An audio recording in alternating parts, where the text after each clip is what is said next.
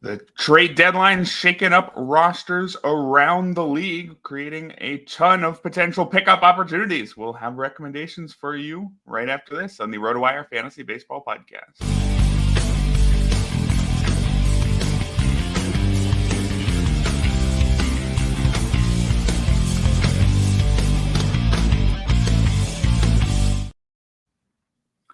Welcome, everybody, to the Saturday edition of the RotoWire Fantasy Baseball Podcast, brought to you by Pick Six. Erik Halterman and Ryan Boyer here with the first post-trade deadline edition of the show. And Ryan, we're both still here.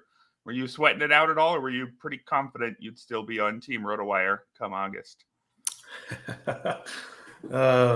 Man, I was on news duty those days, and there were a lot of trades. I don't know if you saw, Erik. I guess the biggest names, most of the biggest names that might have gone didn't end up getting moved. But gosh, whatever we might have missed from a quality perspective, we certainly made up for it in a quantity. Yeah, I don't remember the exact number. It was something like 58 trades in the final week, I think I saw. 30 the last day, I think. Wow. It was up from, I think, 40-something the year prior, and the graphs were showing just 5-10 years ago, it was, I think, in the teens or 20s, if that. It definitely seems like all the extra names are not particularly fantasy relevant relievers. It was a good half of the deals, especially on deadline day. So I don't know how many of those we'll get to, but I'm sure that the trade deadline will be involved in, I would say, most of the names that we're mentioning today in some form or another. But as always, let's start with the headlines. We've got one non-trade related headline. Blake Snell, he threw a no-hitter. It turns out he actually is good at pitching. It didn't necessarily look like it for a few months there, but this guy's won a couple Cy Youngs, so we probably shouldn't be surprised that when things are working, they're working quite well. But it's a weird game. He's never even pitched into the ninth inning before. So this is an un-Blake Snell-like achievement, but hats off to him.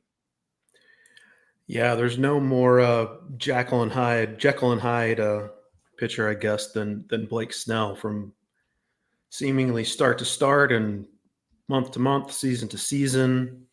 But gosh, when he gets rolling, there's not really anybody better. I mean, for the last several months of last season, just absurdly good. This 5-start run that he's on now, he had 15 strikeouts his previous outing. He's just, when he's clicking, he's just absolutely dominant, as dominant as anybody in baseball. And of course, he got the late start this season. That's, I'm sure, partly to blame. He's also generally better later in the season. Maybe he just needs a little time to get going. But yeah, I saw him dropped in a couple leagues. I was fortunate enough to pick him up in a couple leagues right as he started this streak. Of course, as it so happens, I don't think I'm going to wind up in the top 3 in either of those leagues anyway, but that's how it goes sometimes. But yeah, Blake Snell looking like he's going to opt out for sure now, unless he gets hurt in these next couple months. Yeah, just 2 earned runs allowed across his last 5 starts, 41 strikeouts in 33 innings over that run. Actually, that doesn't even sound as impressive because he's getting through the innings so quickly. I think we should use strikeout rate here, 36% strikeout rate to go with an 8. Just quickly off the top of your head, how many guys do you think you would rank ahead of him right now, pitcher wise, for the rest of the season? I don't even have a number. Yeah, that's a good call. I don't even have a number off the top of my head myself. It just came to me that I was, obviously there's still risk, but gosh. Yeah, he's certainly pitching like a fantasy ace right now. And given that pitching is a right now game, I don't think I could put him outside of the top 15. The question is, I was going to say, get him inside of the top 10. Yeah. So somewhere around 10 intuitively, but I'd have to look at every single other pitcher and see exactly where he falls. But something like that, a mid to back end fantasy ace with the potential to be even more, because he's been that guy before. Even in his Cy Young season, he wasn't good all year either. So it's not as if we should be too surprised that he could have the early part of the season he had and still have the late part of the season that he's having right now. This is who Blake Snell is, apparently. Who Max Scherzer is, apparently, at this stage of his career, is unfortunately someone who's getting hurt a lot. He has just hit the IL with arm fatigue. Not great there. Also hard to say exactly what sort of timeline arm fatigue gives you. Would you be dropping Max Scherzer where you've got him? We've only got about 8 weeks left, 8 to 10 weeks. If he misses 3 to 4, then that's a pretty substantial amount of time. We're entering the stage of the season where even a short injury is pretty worrisome. So what would you be doing here? Yeah, I mean, I think it probably just depends on the situation and the depth of the league, but I would not be against it, certainly, if you need that roster spot. Because as you mentioned, at most, even if it's a minimum IL stint, he's going to get 8 more starts, 9 more starts, maybe. And you have to figure at least the first couple of those are not going to be full workload. And I guess if there's a benefit, and not really benefit necessarily, but the Rangers can't be dilly-dallying around at all. Like they're going to want to get him back certainly as quick as possible.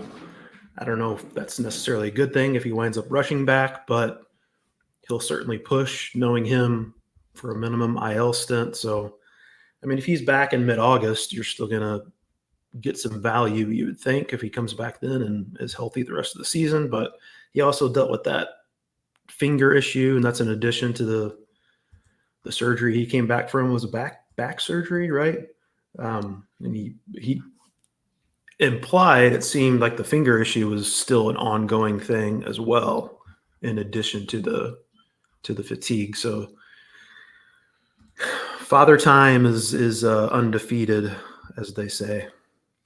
Yeah, it seems like we are unfortunately entering that stage for Scherzer, who just turned 40 in late July. Seems like health only goes in one direction, unfortunately. As far as who's taking over for Scherzer, we got a question whether Cody Bradford would be in the rotation going forward. Looks like it could be a spot starter too for Cody Bradford or Dane Dunning. The whole situation, though, in Texas is murky because Scherzer's now out. John Gray out for maybe about a month. Jacob deGrom coming back at some point, maybe in September, maybe late August. We got Tyler Mahle, who we'll be talking about soon, could come back much sooner. So, yes, I think maybe Cody Bradford or Dane Dunning, probably temporarily, but it really is going to depend on how quickly all those guys can come back. Would that be what you're seeing here, Ryan? Yeah, I think so. And one of those two guys was already going to make even before the Scherzer thing, was already going to make a spot start today. I don't know if they officially made a determination on that. Might be a piggyback situation, but they could wind up needing both of those guys.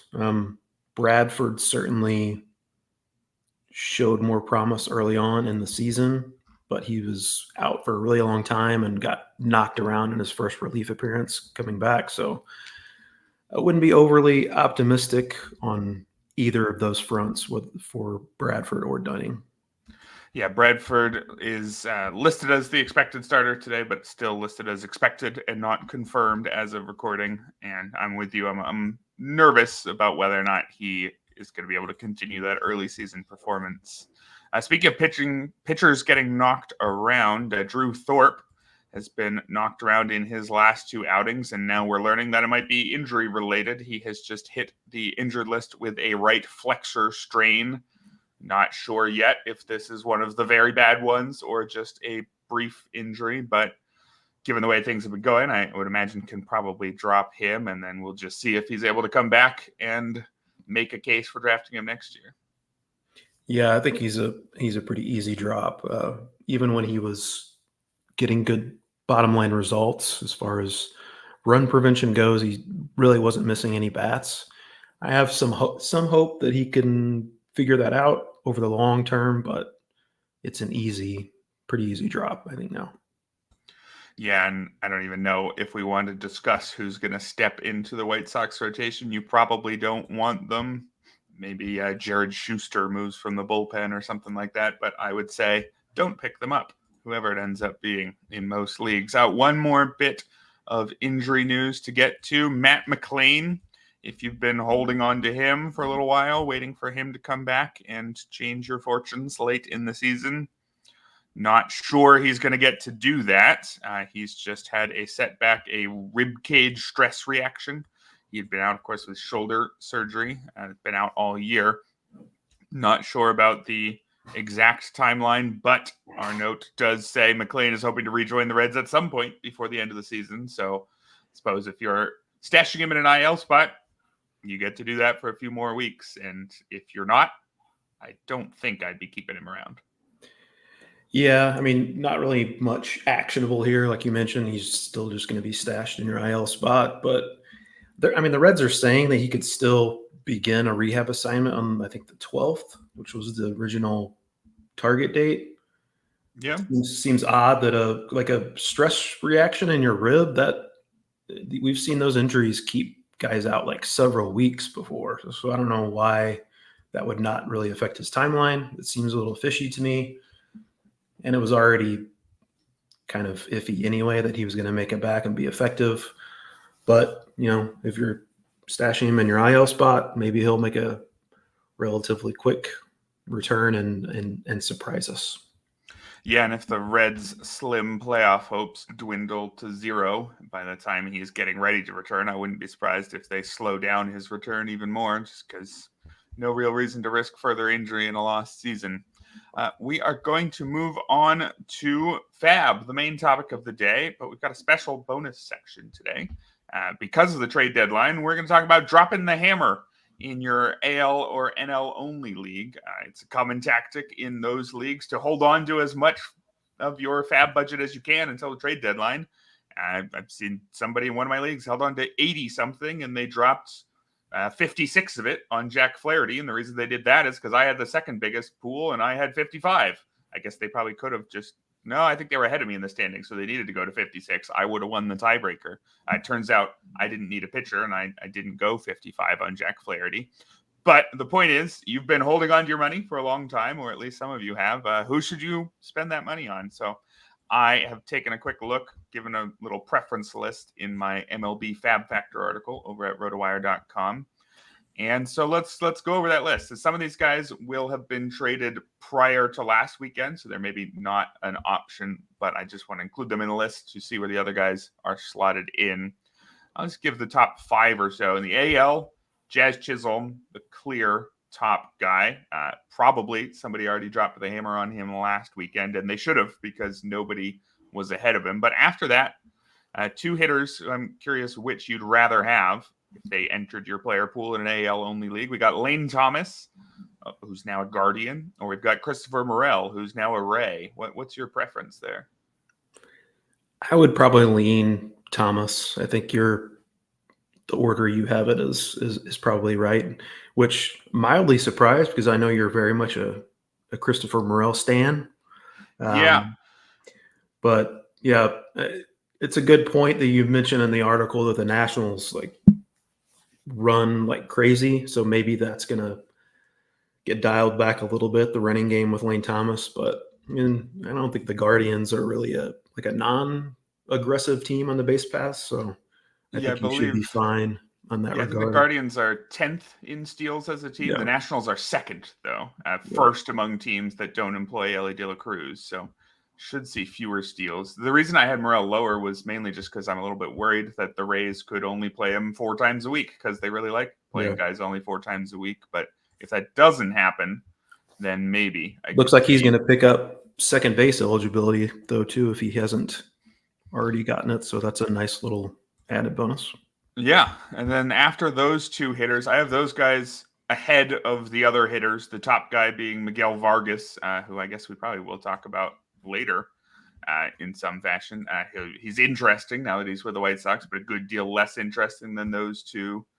There's no real other hitters anywhere close. As far as the pitchers, top pitchers jumping over to the AL, I've got Alex Cobb, who we will talk about in a second, a good deal ahead of 4 or three guys: Trevor Rogers, James Paxton, Ryan Yarbrough. Would you agree with that? Alex Cobb, if you're looking for a starter in one of these leagues, you didn't get anybody better than Alex Cobb coming to the AL. So if you need a starter, I think it's him and not Rogers, Paxton, or Yarbrough. Yeah, I think he's a pretty clear top of that group there. Maybe the Orioles can figure something out with Trevor Rogers, although his first start was not very encouraging in that regard. So I think if we see some benefits with the Rogers going to the Orioles, maybe that might not pay off until 2025. Yeah, it's wild that that's the second best guy that you've got. If you were in an AL only league and you were saying, man, I just need one good starter to come over and then I'm set for the stretch run. Sorry, you got Alex Cobb. You missed Alex Cobb. You got Trevor Rogers. But over in the NL, if you're in that position, you've got Jack Flaherty or you've got Eric Fedde, but I don't think there's much competition there. Even with the light return for Flaherty and the reports that the Yankees pulled out of a deal due to medical concerns, and Flaherty's had 2 pain-killing injections in his back this season, I still think if you're in one of these NL-only leagues and you need a starter, throw everything you got at Flaherty and just hope the back holds up because, man, if it does, he's pitched like one of the best 3 to 5 pitchers in baseball all year. Yep, he's a clear number one. I think tonight making his Dodgers debut. Yep, it's a pretty nice matchup at Oakland, I think.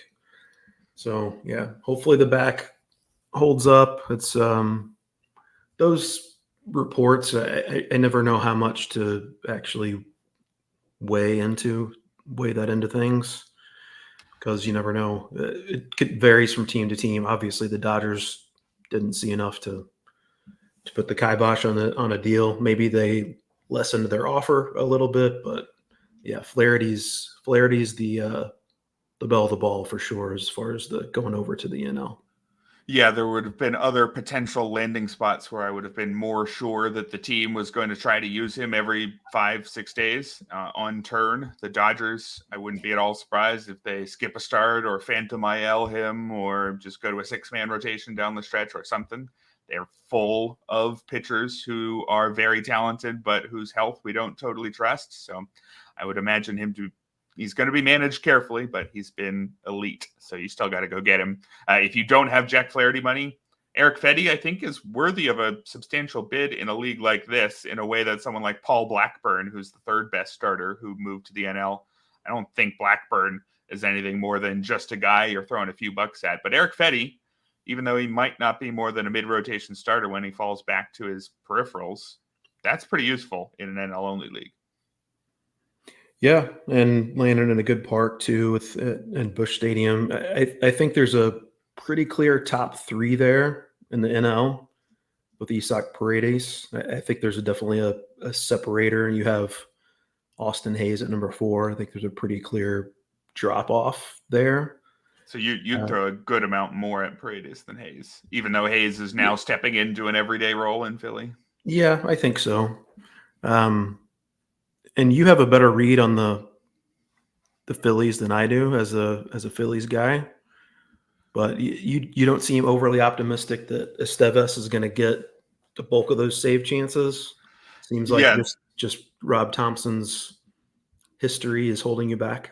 Yeah, this is maybe the biggest whiff in my rankings here is that I have Estevez all the way down in 6, just thinking that in these NL-only leagues, you often need starters and you need competent everyday players. So guys like Austin Hayes and even Paul Blackburn might be more useful than a semi-closer, which I think is all that Estevez is going to be. He's been great this year, but he hasn't actually been better than Jeff Hoffman, who's already there in Philly. And Jeff Hoffman's been claiming maybe 60% of the role or something lately. I think that Rob Thompson just hasn't wanted to go with a dedicated closer. The only time he really has during his time with the Phillies has been part of the Craig Kimbrell era, and that didn't go well in the playoffs. Craig Kimbrell had a very rough postseason, and I think that the plan might be let's get 4 guys who are good enough to handle the 9th, but also none of them have enough of a track record like Kimbrell to say, sorry, you have to pitch me in the 9th. I think Carlos Estevez has already said he's happy to be a grain of sand on the beautiful beach that the Phillies have built. Yeah, it was very, very nice poetic waxing poetic, Mr. Estevez. I enjoyed that one a lot. So I think if he's already saying, I don't need to be a set closer, and the Phillies haven't used a set closer in the past, I am putting 2 and 2 together and saying I think that at most he's a committee leader. Now, of course, if you're in an NL-only league and you need saves, you'd take a committee leader if that's the best thing that comes. So you would put more on Estevez than even Paredes, maybe even than Erik Fedde if you were really desperate for saves. But as far as the actual median expected outcome I have for Estevez, I don't know if it's going to be more than half the Phillies saves. I have Michael Kopech just behind him too. I think that he's much lower on the closer depth chart with the Dodgers than he was with the White Sox, probably. But would you be at all surprised if the Dodgers just figured something out? They're the Dodgers, and he's a talented pitcher. Yeah, that's exactly what I was going to say. I mean, there's definitely a non-zero chance Michael Kopech is the best reliever in baseball over the final 2 months. I haven't seen. I think he made just one appearance so far. Have not seen if there was any noticeable pitch mix changes with him. I know despite how hard he throws, his fastball gets hit a little harder than it seems like it should. So the Dodgers might have him lean in more on the slider, but yeah, he's definitely got the tools, and he's the kind of arm the Dodgers could just completely unlock. Yeah, all right. And then one more, I just want to mention Tommy Pham. I have him a little bit lower down on here because I'm worried that he's not going to start against every righty for the Cardinals or even most of the righties. What's your read on that one? Because if he does start against nearly every righty, he probably isn't much below Austin Hayes. So when they made the trade, I was under the assumption that he would be playing almost exclusively against lefties.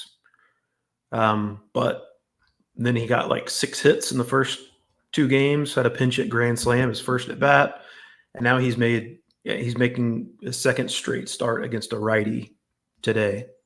So maybe that was incorrect. Maybe he'll wind up playing more than expected. I mean, I think Nolan Gorman's downfall is part of that because Brendan Donovan's been playing more second base, so that opens up more at bats in the outfield. I mean, I think ultimately the Cardinals would like their left-handed bats to pick it up a little bit and not have to use Pham against righties so much. That probably ultimately what's going to happen, but it looks like, at least for the time being, he's going to get fairly regular at-bats. All right, so maybe Tommy Pham more interesting than I initially expected.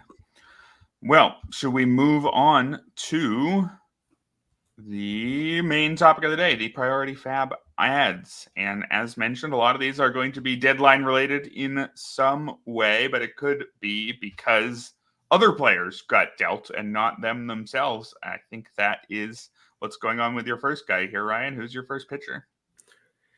Yeah, Chad Green just barely sneaks under our sub 50% in Yahoo leagues threshold. He was not traded, and then for fantasy purposes, that is definitely a good thing because he's clearly the closer now with the Blue Jays. Chad Green has not allowed a base runner over his last 6 appearances. Got a 1.62 ERA, 0.84 WHIP on the season. Strikeouts have been down overall for him this year, but he did strike out the side last night against his former team in the Yankees and picking up the save. So good to see him missing bats there.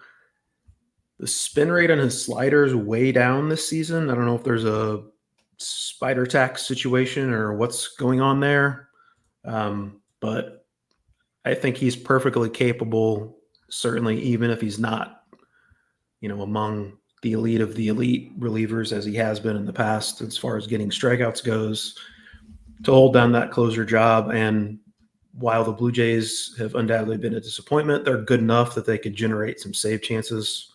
So Chad Green is basically a must roster down the stretch. Yeah, I'd agree. I think he's the biggest winner of the deadline among relievers. We'll be talking about some more relievers later in the show, but the situations elsewhere are much less clear. I think Chad Green's situation is quite clear. I've got a starting pitcher for us. We mentioned his name earlier, Alex Cobb, now a Cleveland Guardian. nearly ready to make his season debut. I believe it could come next week. He's been out all year with hip and shoulder issues. He was one of my favorite stashes back in draft season, anywhere where I had an injured list, but even some leagues where I didn't, because he initially was only expected to miss about 2 weeks, but then he's had some setbacks, and it ended up being that he's missed over 4 months. But Alex Cobb, I think, is actually quite good. Let's play a little game, Ryan. I'm going to read you 3 stats, and I want you to tell me, is this Alex Cobb's stats over the last 3 years, or is it Logan Webb's career stats? You ready? A 58% ground ball rate, a 23% strikeout rate, and a 7% walk rate. Is that Alex Cobb over the last 3 years, or is it Logan Webb for his career? Alex Cobb. That's correct. Logan Webb, though, has the exact same ground ball rate, just 1 point less of strikeout rate and 1 point less of walk rate. So those two surprisingly similar players. Cobb had an ERA over those last 3 seasons of 3.79, but an xFIP of 3.24. The underlying number is really good. Again, it's Logan Webb style, just about league average strikeouts, pretty good control, and a ton of grounders. That works. It's worked for Logan Webb. It's worked for Alex Cobb. And assuming that he is back to being himself after all the injuries, I think he's going to be quite good down the stretch. In his 6 rehab starts, 24 strikeouts to 7 walks. Looks good to me. And hey, the Guardians got the best record in baseball. I don't know if that'll stick. I don't think they're the best team in baseball, but as far as chances at wins, he could do a whole lot worse too. So I like Alex Cobb quite a lot. I don't know if we gave a number for Chad Green, but Alex Cobb, I'm throwing out some real money on him. I think, over 5, I think 6 to 8 might be necessary in leagues where people are aware that he's coming back. I think he's a legitimately good starting pitcher. Yeah, I'm with you. I mean, he's going to be 37 in October, and obviously the health history is a little sketchy, particularly this year, but he's only got to stay healthy for 10 starts. So if he can do that, the track record says that he should be pretty effective. So I'm with you and putting a pretty healthy bid on Alex Cobb. I have another reliever for my next guy, and I'm gonna go ahead and be stubborn and stick with Ben Joyce as my Angels reliever that I want to roster. Carlos Estevez, as we mentioned before, got traded. Luis Garcia also got traded. So stepping into the closer role has been Hunter Strickland for the Angels, at least for now. But Hunter Strickland blew his last save chance. Ben Joyce had scoreless inning in that same game. It's got a 1.93 ERA. The strikeouts haven't been there really so far for Ben Joyce, just 20 and 20 and a third innings at the major league level, but 34 strikeouts in 19 innings in the minors this season. Guy averages 101.8 miles per hour with his four-seamer. I don't think strikeouts are going to be a problem for him. He does have some control issues, but I think he's good enough to get around those.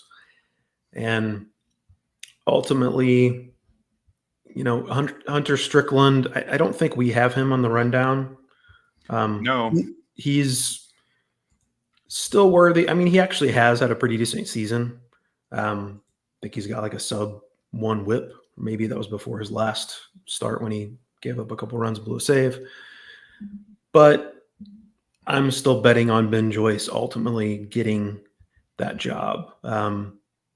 If you want to look at a silver lining, maybe the fact that Hunter Strickland has received those first 2 save chances means you won't have to spend nearly as much FAAB on Ben Joyce as you thought you were going to have to. But not as much as Chad Green it's going to cost. Certainly I would not spend that much. The role is not nearly set in stone, but I think he's probably still worth 5 or 6.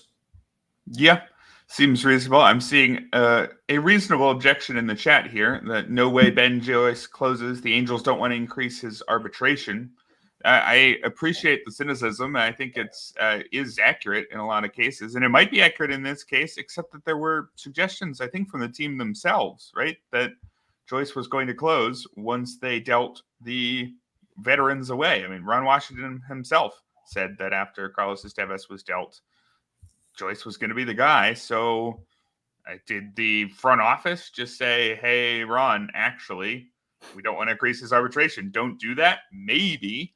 I don't know. I'm still going to hold out hope that the guy who really looks like he ought to close and looks like he ought to close for, the next decade is going to get the chance to close soon. I guess, throw a buck at Hunter Strickland at place where it makes sense, but I wouldn't be too happy about it. Guy's doesn't have a strikeout either. He's got a 21% strikeout rate. That is not closer-like either, and he doesn't have the velocity like Joyce does that suggests he will suddenly start striking guys out. Let's move on to another name. We've got another injured pitcher, Tyler Mahle. He's built up to 4 2/3 innings in his latest rehab start as he works his way back from Tommy John surgery. Looks like maybe he could be back in the big leagues very soon. Might be his next start. Should be able to go close to 90 pitches or so in that, or unless the worst case scenario here is, I guess, maybe one more rehab start. In any case, very close is Tyler Mahle, and he was a pretty good pitcher before he got hurt.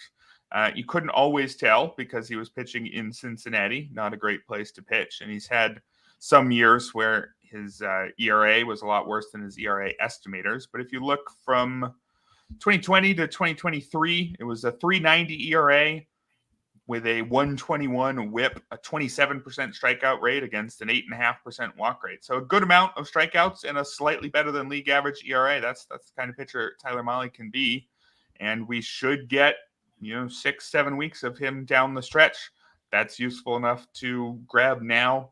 I don't know if I like him quite as much as Alex Cobb. I like Cobb's extreme ground ball profile, in addition to, again, league average strikeouts and walks, a little bit more than I like Mahle, I guess, but they're similar enough. Maybe it's just a little worry that coming back from Tommy John surgery could be a little dicier than coming back from what Cobb's coming back from. But if Cobb's not available or if somebody else beats you to him, Tyler Mahle is a pretty good short-term stash here. So I'd go at least $3-4 on him. Yeah, I've always been a Tyler Mahle fan. I think, he's correct me if I'm wrong, I think he's a pretty extreme fly ball pitcher, which didn't really, Great American Ballpark did not suit him very well. So I think could be more in the tank there. And obviously he's been a pretty consistent bat misser. There's a part of me, honestly, that kind of hopes he doesn't pitch that well down the stretch because I want to get him super cheap next year. I guess that's kind of selfish reasons. True. But I do like the idea of scooping him up down the stretch. Looks like he could get 2 starts next week too. So another pitcher, as we mentioned, with Alex Cobb leaving San Francisco, Hayden Birdsong now back in the Giants rotation. Not yet. He's still actually, I believe, in single A just because that's closest to San Francisco because they optioned him there because they intended on bringing him back right away, and should be back in the rotation. I believe the beginning of next week. Might get 2 starts. Had a 12 strikeout game at Colorado last month. 38 strikeouts, 2.97 ERA at the major league level this season. 2.51 ERA, 75 strikeouts, and 57 and a third innings between double and triple A. He doesn't have a great fastball. He throws hard, but the metrics aren't great with it. However, has really good secondary pitches. He has 3 different secondary pitches so far at the majors that have produced at least a 39.7% whiff rate, which is really, really good. So if he can just get by with that fastball, I think has the potential to be a frontline starter. The control has not been fantastic in the majors or minors, so that's an issue. But he's in a very favorable home park, got a pretty secure spot in the rotation now with Cobb out of the way, and I think there's some real upside with Birdsong. As I mentioned, maybe 2 starts next week. I don't think it'll take a huge FAAB bid. Maybe 4 or 5 would be enough to get him. Yeah, but I'm a fan. I'd be trying to do it. I think that if you're going to roster a flawed young pitcher, much rather have one who gets a ton of strikeouts, but also too many walks than one who doesn't do either of those because, hey, strikeouts are a category. I definitely like a pitcher like Hayden Birdsong. We'll move on to the hitters real quick. Just want to mention Drew Rasmussen was mentioned by Uncle Ted here in chat. He would be an interesting stash in some leagues, but the reports are saying that he's going to come back as a reliever, so only in leagues where you can roster a talented reliever. Hey, maybe he gets a save. Who knows? But I don't think Drew Rasmussen will be usable in too many formats this season. Keep him in mind for next year, though. Certainly in a keeper league or something, you could try to stash him now, have him as a very cheap starter next season. Let's move on to the hitters. Coby Mayo. We finally have Coby Mayo in Baltimore. I included him a week ago in my short video where I go over 5 or 6 players a week, and I said he'll be in Baltimore this time next week, either because the Orioles will have traded, or he'll be in the majors next week, either because the Orioles will have traded him to someone who calls him up, or because they will have cleared out a spot ahead of him and called him up. Well, they didn't do either of those, but then immediately after that, Jordan Westburg got hit in the hand, is out for the foreseeable future, and they have a spot for Coby Mayo. So funny how these things happen. Mayo is an excellent prospect, one of the top prospects in baseball. I believe he's 7th on our latest prospect rankings. Slashed 301, 375, 586 with 20 homers in 77 AAA games this season. And now that he should have the playing time in front of him, I think we can get pretty excited about a very talented young player who we just weren't sure when we were going to see. I think throw some real money at Coby Mayo, whatever that means in your league, if that's 6 to 8, depending on what people have left in their budget. Yep. Hopefully he doesn't get Ryan Mountcastle too much with that left field at Camden Yards. But yeah, I mean, he's a legitimate, massive power hitting prospect who capable of maybe hitting for average as well. So that's a guy to blow out the budget for if he's out there. Another guy with really, really good power who's been showing it off lately, Matt Wallner of the Twins. In 16 games since his recall, he's got a 12.02 OPS, 5 home runs, 5 doubles, and 55 plate appearances. His batted ball metrics over that stretch are, you'd think it's a typo, but it's not. 97.9 miles per hour. He's averaging on his exit velocity, 70% hard hit rate. He's got a 27.8% barrel rate for the entire season with the Twins. He's also striking out a 36% rate over that stretch since being recalled. Hey, but that's actually an improvement over the 42% he's struck out for on the season. So there's a lot of swing and miss. There's no mystery about what Matt Wallner is. Has just massive raw power. When he connects, it's going to go a very long way. He's batted 3rd, 4th, and 5th over his last 3 starts with the Twins. There's certainly some batting average risk, but this time of the year when you're targeting categories more than anything else, I think, to make up ground, and he's a guy who really has the potential to make a difference from a home run perspective. So if that's what you need, I would be going after him fairly aggressively. And maybe because the overall numbers his overall numbers have gotten pretty good now because of this hot stretch, but so maybe he won't be super cheap, but I mean, probably more you'd spend on Coby Mayo, but I think Wallner's right behind him, maybe $3 or $4 or $5. Yeah, I think what probably caps Wallner is that I don't think he's playing against lefties, and I don't think he's about to start because the Twins, they platoon heavily, and they're not about to stop doing that. So in some leagues, if you're getting 4 games a week of Wallner, I think in leagues where guys like Wallner are right on the edge, where, in some deeper leagues, he's probably been stashed. In a shallower league, you really want to be looking at the upcoming matchups. So you can take a look at the Twins' upcoming schedule and just find out how many of the next few games are coming against lefties. Looks like there's one today against Garrett Crochet, and then I'm counting, 2 in the next 10 or so. So it seems like a good stretch to use Matt Wallner. And then maybe if there's a run of lefties, maybe you drop him for the best everyday player out there who's less exciting. But Wallner, a really interesting player. I think he is the closest thing to Joey Gallo that we've seen in terms of just the strikeout rate should not work for a major league player, yet there's enough power that it actually does when things are going well. So excited to see how long that sounds like an insult, but I think we need to remind people Joey Gallo was he was pretty darn good there for a little while. Yeah, I think I mean all of Joey Gallo together. I think I mean that he's capable of maybe that kind of stretch, and also I wouldn't be surprised if he's capable of going 143 or whatever it is that Gallo hits these days.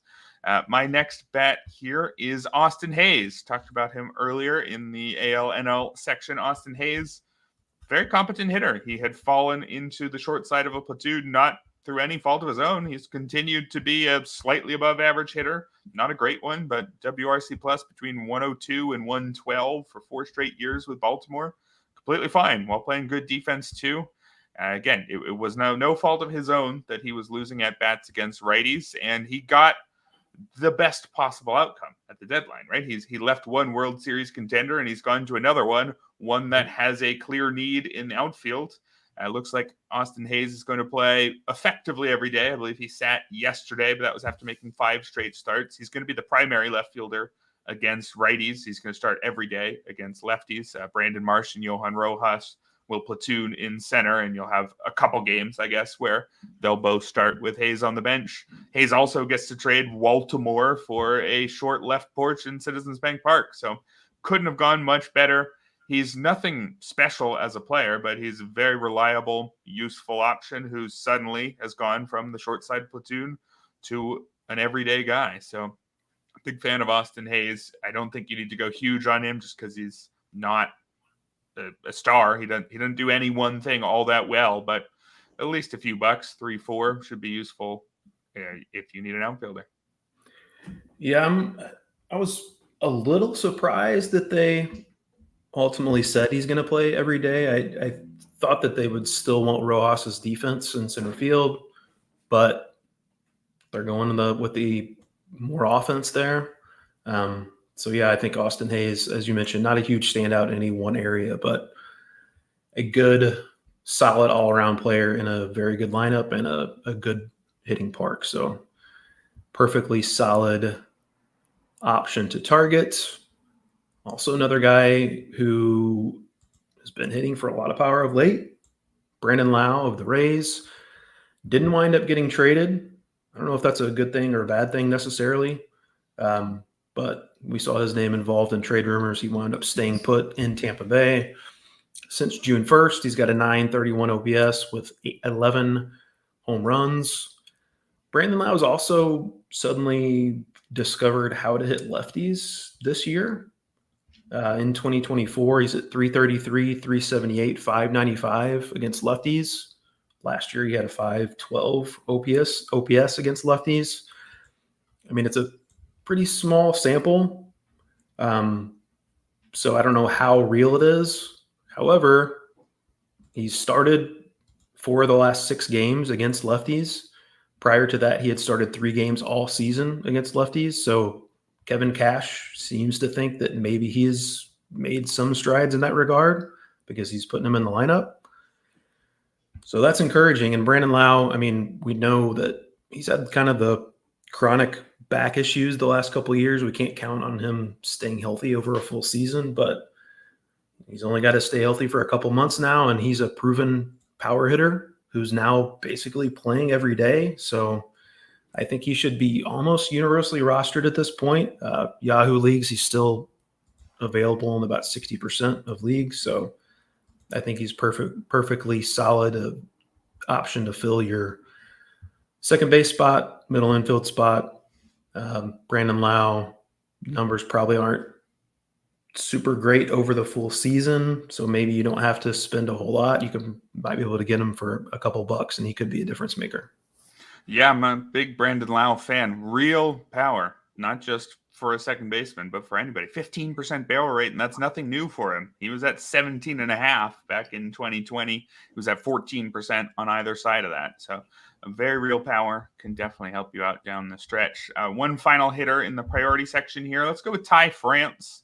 Yes, I'm going with a guy who was DFA'd recently as a priority ad here, but there's almost literally no better possible park upgrade going from Seattle to Cincinnati. I guess maybe Seattle to Boston's a hair better. Seattle to Colorado, definitely better, but just about as good as Ty France could have asked for. And he goes to a place where there's a clear need at first base. Christian Encarnacion-Strand out for the year. That's been true for a while. They didn't start France in his first 2 games, so I'm a little bit nervous there, but that may have just been, I don't even know when he arrived at the team. We don't always know when these guys are even an option to start, so I wouldn't read too much into that yet. I believe he started yesterday as the team got no hit by Blake Snell, so ringing endorsement there. France, if you want more not very ringing endorsements, he's on a multi-year downward trend. There's a reason why he got DFA'd by the Mariners.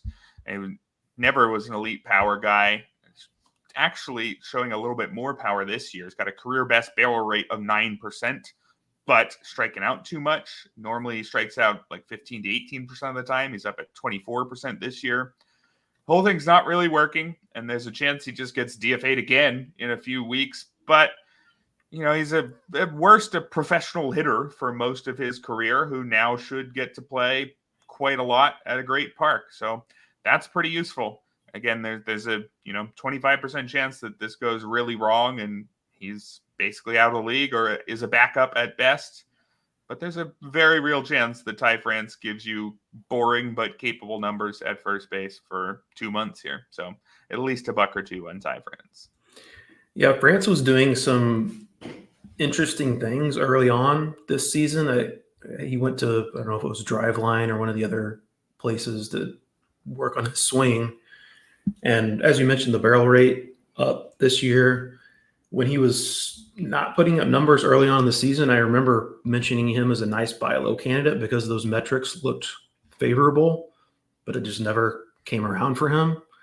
But as you mentioned, hard to beat at this landing spot in Cincinnati. I think it's all depends on not all depends because he has shown signs of regression, but the playing time is the big question. We got to keep an eye on whether he's going to be in the Reds lineup, but I don't think they would have absorbed, but I think they're paying at least like $1 million or $2 million of his contract. I don't know why they would have done that if they didn't plan to play him at least semi-regularly. So keep an eye on his playing time, but I think he's definitely worth $1 or $2.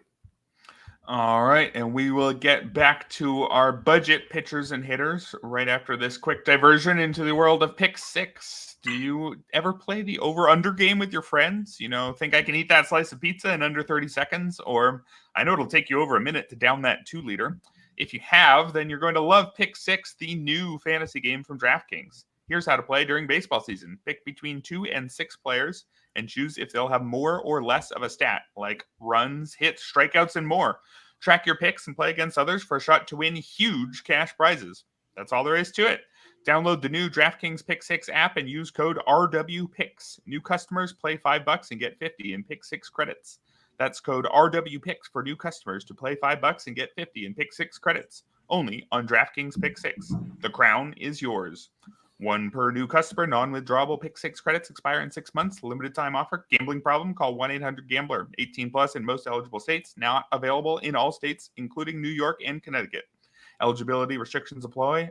Void where prohibited. See terms at pick6.draftkings.com/promos.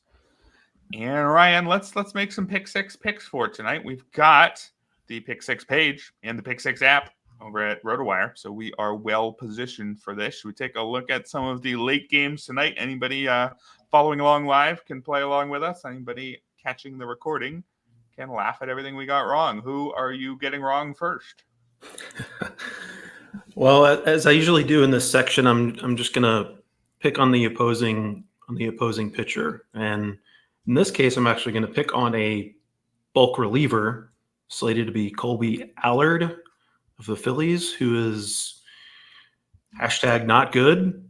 And going up against the Mariners, Randy Arozarena over 6.5 fantasy points. I like to target that. Arozarena, 882 OPS versus lefties this season.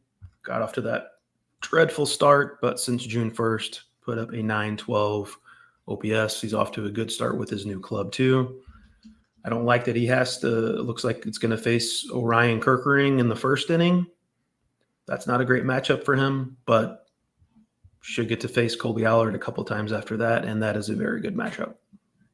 Yeah, Philly's going from the incredible rotation to an opener. How times change. But yeah, I agree. Pick on Colby Allard seems like a good plan here. I'm going to look at Jack Flaherty, and I'm seeing a couple that our tool likes more on. They like him slightly more on his 1.5 earned runs in his debut for the Dodgers against Oakland, but I don't like that one. I'm going to go positive here. I think Jack Flaherty's got more than 6.5 strikeouts in him. I think the only reason he would hit the under here is if the Dodgers manage him very cautiously. I think he's gone over 6.5 in most of his starts this year. He's usually gets 7, 8, even 9. He's got a few starts with 6 or fewer, but Jack Flaherty's been dominant this season. I'm not scared of Oakland at all. Let's go more than 6.5 strikeouts for Jack Flaherty.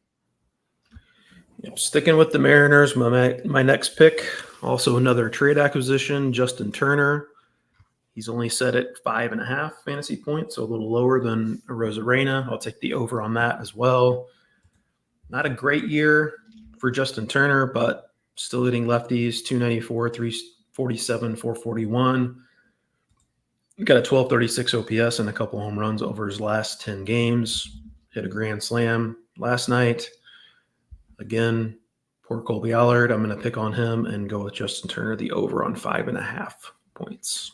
Seems pretty good to me. I'll also go with a more than 5.5 points. That's going to be for Taylor Ward, who probably wishes he got dealt at the deadline. He is still with the Angels. He's going to get the platoon advantage while hitting in the heart of the order against David Peterson tonight, who's fine, but not scary enough to keep me off of a more than 5.5 points for a quality hitter like Taylor Ward. So let's go with him for my number 2. Well, you just stole my third pick, so I'm gonna. Oh no, I go did. With my. I'm gonna look at the pick 6 real quick for another one. No, you can tell who. Why don't you go ahead and do your next one, and then I'll pick up my third one. Go ahead and do your third one. Well, I was also liking Taylor Ward's over 1.5 hits plus runs plus RBI, so I can just do that instead and then leave you the fantasy score. But then I still need to find one more here. You can tell who really looks at the outline very closely ahead of time for this section. But you know what? That's why we've got a tool that makes it easy to find things on the fly. And which have you not picked on Colby Allard yet? There's got to be one left there for me. You've gone with Arozarena. Dylan Moore, good against lefties usually. Yeah, I like that. Let's go with Dylan Moore. Plus RBI. Yeah, Dylan Moore over more than 1.5 hits plus runs plus RBI. I like the platoon guys against a weak lefty. So we pulled it home there. We figured something out. There's our 6 picks for the day. We will be just as prepared next time. And now let's move it back to the budget pitchers. We've got a whole bunch of relievers in this section, not exclusively, but a whole bunch of relievers who we're trying to figure out whether or not they're going to close. Who is your top option here? Yeah, I feel a little funny saying this is my top option because I'm not crazy about this pick, but Calvin Fauché, especially after last night, got roughed up last night in Atlanta against the Braves. Allowed 3 runs, but last 2 appearances before that, after the Scott trade, worked the 9th inning with a 4-run lead. No, you don't get a save for that, but that certainly points to a guy who might be the closer. The game that last game before that, Nardi worked the 6th inning. Anthony Bender worked the 8th inning before Fauché. Prior to this poor outing against the Braves. He allowed 0 earned runs, 9-2 strikeout to walk rate over 8 2/3 innings of covering his last 8 appearances. So prior to this last outing, had been pitching well. I don't at all feel super confident about this. And partly the reason is because of the next guy that you're about to recommend. But if you're digging deep for saves, he's worth a buck. Yeah, my next guy here is his teammate, Andrew Nardi. And basically, we've got a situation where the usage points to Fauché and the numbers probably point to Nardi. And also Anthony Bender is there and could end up being the guy. Nardi's got the best strikeout rate of the trio. Fauché and Bender maybe slightly above average, but nothing more there. But again, like you mentioned, Fauché's been the one facing he's been the last pitcher out of the bullpen there. He's been used like he's the closer. So I think that maybe Fauché is slightly ahead, but I think they're quite close. And Nardi is a little bit more likely to just post interesting numbers out of the setup man. So I think I'd be fine if I ended up with him and he wasn't the guy. Who we got next here? We got a starter. David Festa. Yeah, no, the Twins did not trade for a starter, which in this case is good news for David Festa because it looks like he's going to have a rotation spot for a bit longer. 3 runs, 13-3 strikeout to walk rate over 9 1/3 innings, covering his last 2 appearances. Got a 21-4 strikeout to walk rate in 19 1/3 innings with the Twins so far. That's after striking out 89 and 16 1/3 innings at AAA St. Paul. He can miss bats and looks like he's going to have, I don't know how long the leash is going to be, but has some real upside, and he's got a rotation spot on a good team. So, and he's a prospect of some pedigree. That's enough to garner at least a buck or two in my book. Yeah, I like that one. Up next, we've got some more relievers. Paul Sewald has fallen out of the closer job in Arizona, at least temporarily. The team's saying there's something up with his delivery. And he had some rough outings recently. It was actually Ryan Thompson who got the save last night, which I guess makes him the most interesting guy in the Arizona bullpen. But there's also AJ Puck, who the team acquired about a week before the deadline. It's got the potential to close, you would think. Also Kevin Ginkel, who closed earlier in the year when Paul Sewald missed some time. So of those 3, I guess Ryan Thompson's ahead because he got that save. But if this turns out to be just a committee where Thompson gets this one and then Ginkel and then Thompson again and then Puck gets 2 with some lefties up and then, hey, Sewald's back. That could easily be the situation here. So I wouldn't go too heavy on any of them. I guess Thompson, Ginkel, Puck maybe, or Thompson, Puck, Ginkel. And even then it could be somebody else if it turns out to be a true committee. What's your read on this situation? Yeah, I mean, prior to what happened in last night's game, I think I would have ranked them in the opposite order from what they appeared. I probably would have gone Puck, Ginkel, Thompson. Yeah, I think same. And then they went the opposite. And Uncle Ted here mentions Justin Martinez, who he might be the most talented reliever in that bullpen. Big upside as far as strikeouts go. Does have some control problems. I don't know that they're going to trust him in that scenario, the closer role right away. I do think ultimately that Sewald's going to get this job back, and it's probably going to be more of a committee approach. So I'm with you. I wouldn't go crazy on your FAAB dollars there. Sticking with the same team, I'm going to go to the rotation. Eduardo Rodriguez finally on the comeback trail, about to make his season and Diamondbacks debut. Looks like Tuesday in Cleveland. He didn't make any rehab starts, which is a little odd considering he's been out all season with a shoulder issue. But through, I think, a 45-pitch simulated game, and Diamondbacks decided that was enough to go ahead and throw him back into the rotation. Obviously, the workload is not going to be super high. He should get 2 starts next week, but I believe it would line up the Guardians and Phillies, and with a small workload. So I would definitely not be wanting to start him next week. But Eduardo Rodriguez, certainly a guy who's been fantasy relevant in the past, just as recently as last year, 3.30 ERA. With the Tigers, the ERA estimators were a little higher than that, but still pretty solid. He got his strikeouts back up a little bit last year. So Eduardo Rodriguez is a guy I would want to roster and then just keep him benched for at least a week or two, and hopefully maybe over his next 6-7 starts down the stretch, he'll be a difference maker in fantasy.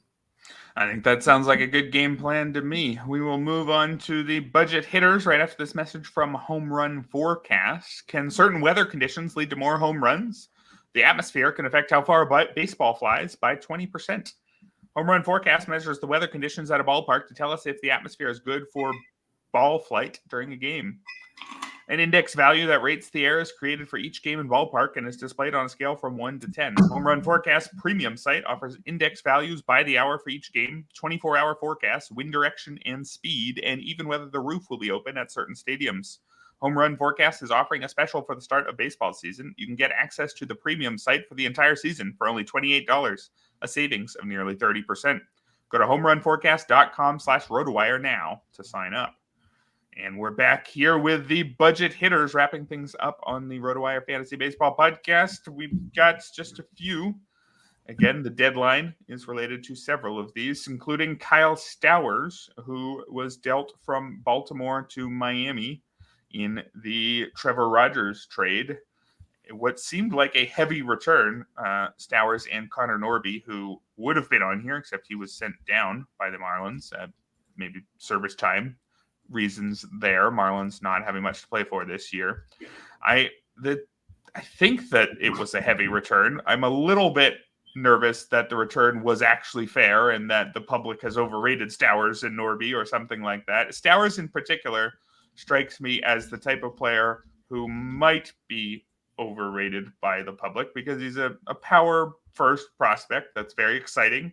He's somebody who's been right on the fringes of joining a very good team in Baltimore for a few years. So he's someone that fantasy players just have known about if you're playing in relatively deep leagues for a bit now.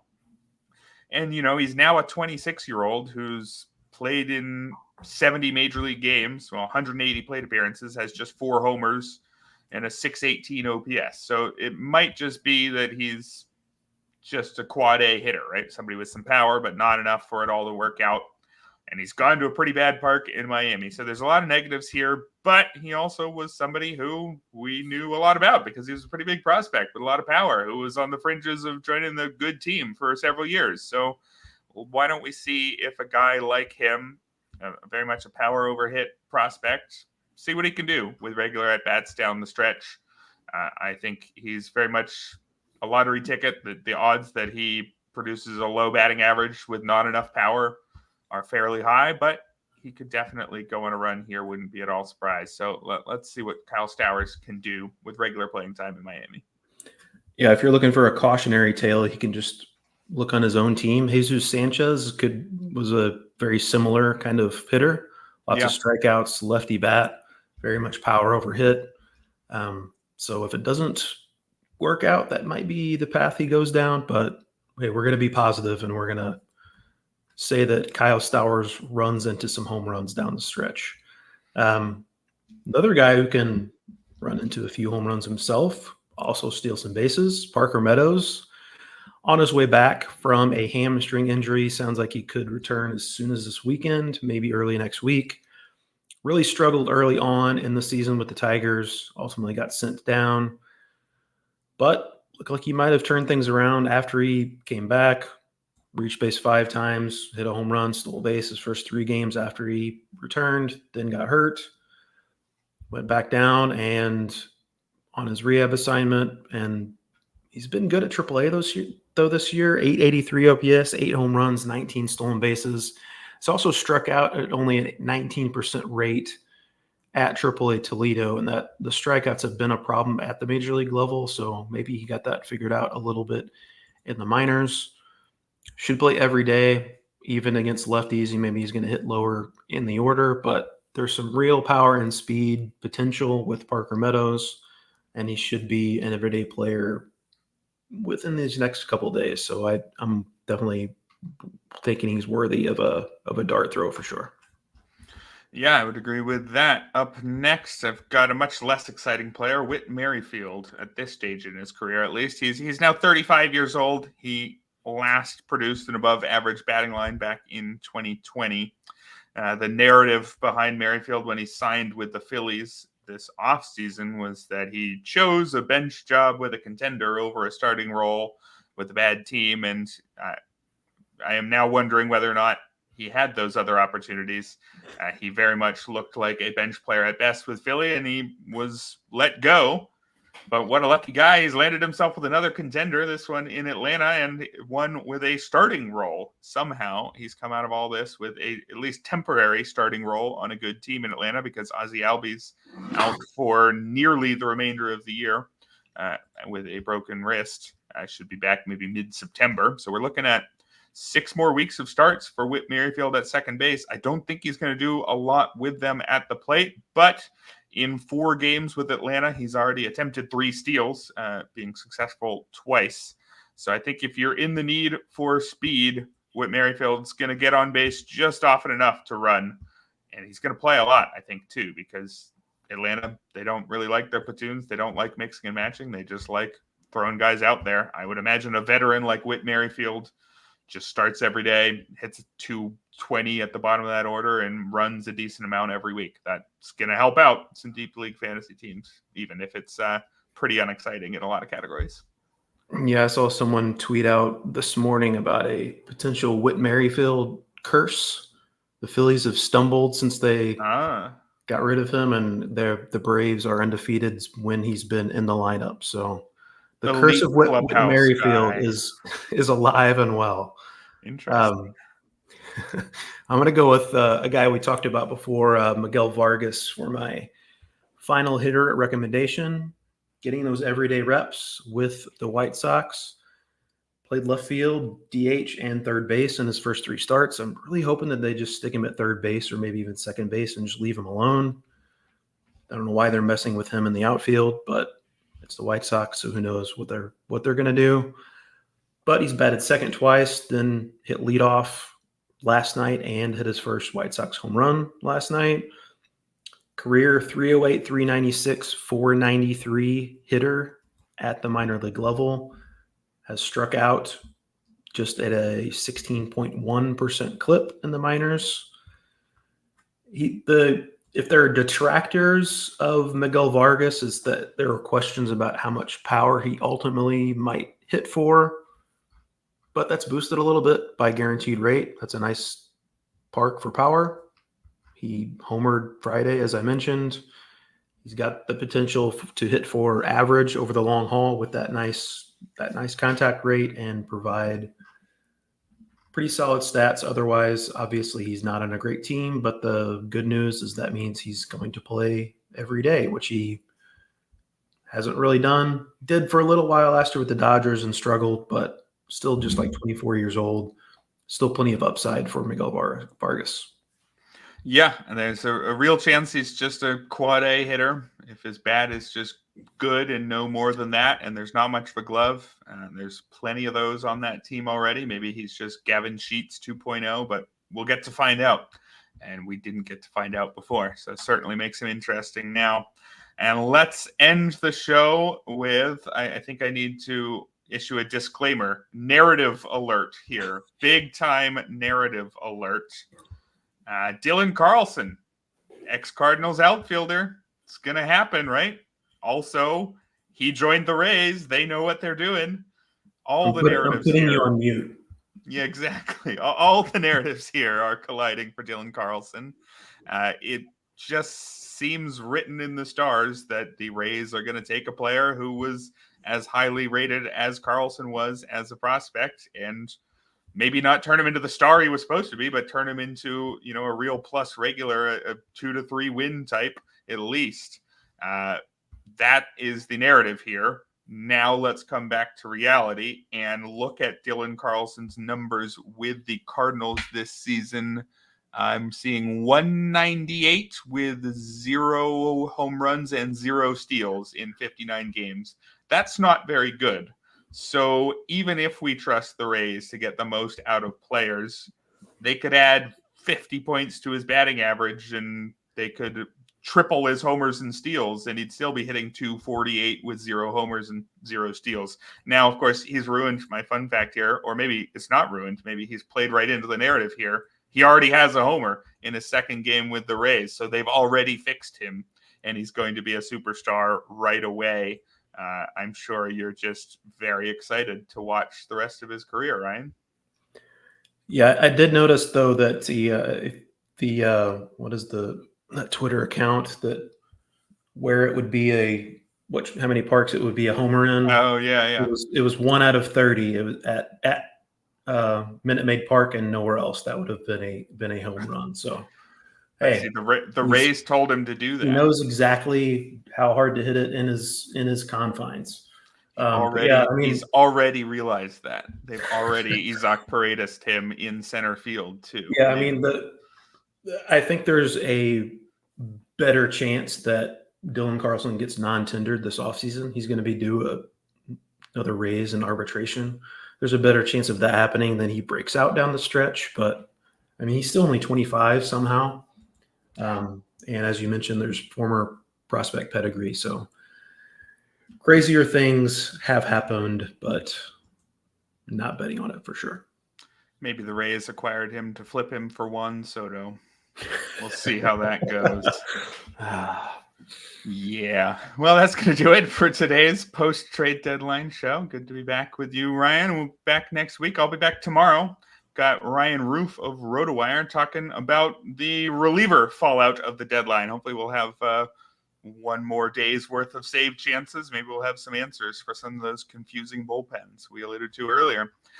But thank you, listeners. Thank you, commenters. Thank you to our sponsor, DraftKings Pick 6. And we'll be back tomorrow here on the RotoWire Fantasy Baseball Podcast.